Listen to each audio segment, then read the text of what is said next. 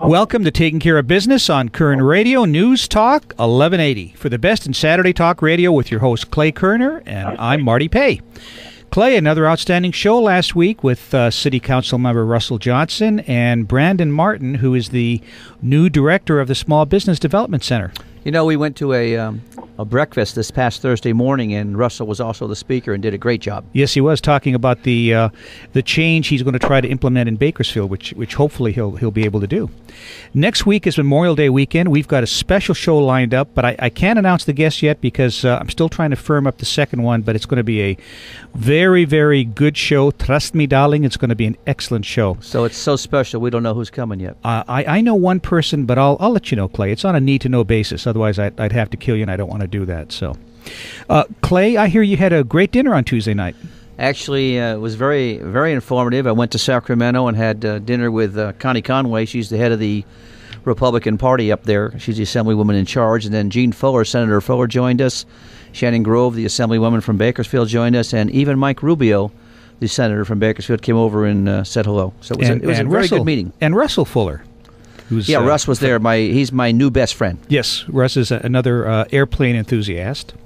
But today we've got two very, very special guests. One, an old friend of the program, Bob Loewen, the president of the Orange County Lincoln Club, and Mark Bucher, the president of California Against Special Interests, talking about one of our favorite subjects. Gentlemen, welcome to Taking Care of Business. Good. Thanks for having us on. Yeah, good to be here. Bob, this is getting to be a great habit having you on the show. I think this is, over the last year, I think this is our third get-together with you. That's my count. Yeah. Well, Bob, Bakersfield for years has been known as the birthplace of Bob Loewen, but now it's also known as the home of the governor's love child. Oh, I did hear about that on the radio this morning. So we're having to share your distinction as a native son of Bakersfield with the governor's family, or other family, I should say. We tried hard with him, but it just hasn't worked out. Now, Mark, you're the president of a special organization, the Californians Against Special Interests. So tell me a little bit about the organization. Well, we're, basically, California's been taken over by special interests. You start understanding the numbers and what goes on in Sacramento. It's really disgusting. People like you and me have virtually no influence up there, and the PACs, the corporate and the union PACs that are full time. That's all they do is buy off politicians to have laws made to make our lives more miserable. And it's time that we do something about it. And we're sponsoring a ballot initiative that we can get into the details, but essentially we'll stop corporations and unions from giving any money to candidates. Which the thing that I didn't even realize until over the past few years I've gotten to know this, is a lot of these corporate PACs and union PACs, they give money to every single candidate, or every single politician, I guess, candidate, office holder, really. So that they own them all. And they won't do anything without checking with the people that they know they can just get a check from at every fundraiser. And it's so that's what the initiative will do. It's going to be on the June ballot. We're collecting signatures starting next week. And that's where we're trying to get the word out and let people know it's time they can take California back. And this is the vehicle for doing it.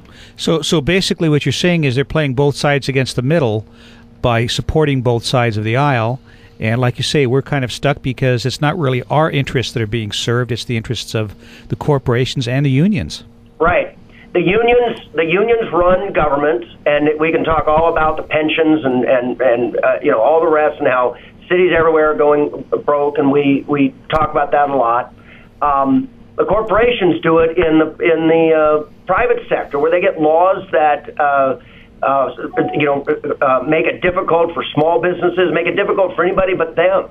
And between the two of them, those of us are just out working and trying to make it, but don't have any voice at all. So that's what this is all about. That's what we're out pushing, because it's time to take California back from the special interests. Well, I spent, as I said, 2 days in Sacramento this past week, and one of the things I learned is that the legislators basically have about 275 people that they're accountable to, and that's about it. You touched on it initially with the PACs, but that's only one group. The other group that helps control the legislators are the large donators, and then, of course, their friends and their staff. And basically, each legislator has about 275 people that they actually support or get the information they need from, or do whatever's necessary with those 275. So what you have is, if a bill comes up, you've got one legislator with his 275 people versus another legislator on the other side of the bill with his 275 people.